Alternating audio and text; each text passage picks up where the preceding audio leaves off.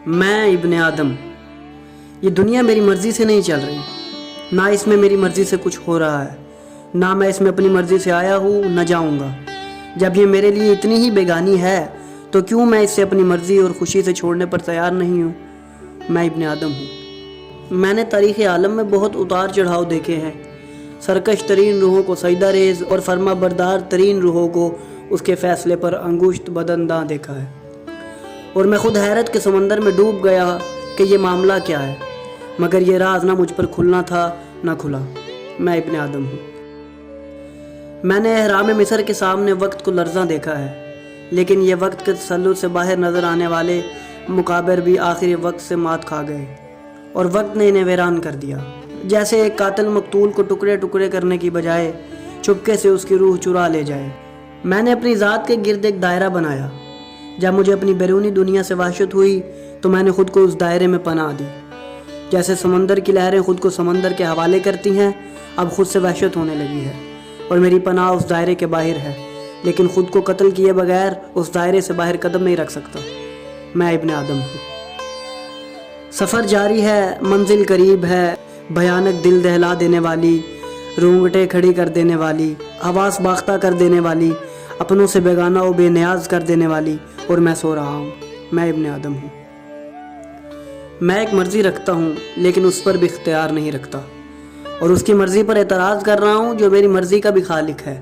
میں ابن آدم ہوں۔ میری تمام تر مشکلات کا سبب میری انانیت ہے۔ بہت چاہتا ہوں کہ خود کو اس سے نجات دلاؤں، مگر جتنا اس کو سمجھانے کی کوشش کرتا ہوں یہ خاک خشک ہو کر اتنی ہی بلند اڑتی ہے۔ میں ابن آدم ہوں۔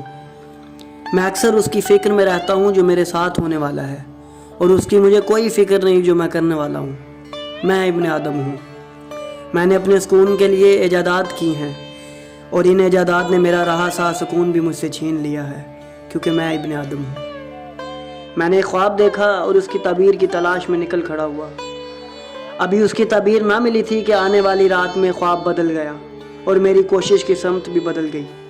اب ہر رات ایک خواب دیکھتا ہوں اور دن بھر اس کی تعبیر ڈھونڈتا ہوں۔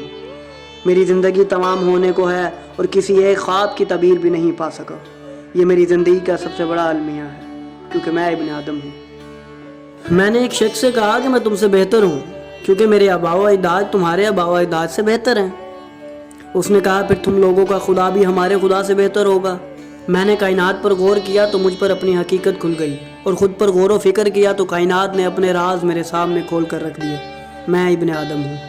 ایک سوال نے ہمیشہ مجھے پریشان رکھا ہے کہ میں کسی چیز سے خوفزدہ اس لیے ہوتا ہوں کہ اس سے انجان ہوں، یا انجان اس لیے رہتا ہوں کہ اس سے ڈرتا ہوں۔ میری پریشانی ابھی جاری ہے۔ میں ابن آدم ہوں۔ انفرادی سطح پر شاید ابن آدم ایک کوے سے زیادہ عقلمند ہو، لیکن اجتماعی رویے میں اس سے بھی پستر ہے۔ میں موت کے ذریعے مرنے کے لیے نہیں بنایا گیا، اور نہ زندگی کے ذریعے جینے کے لیے۔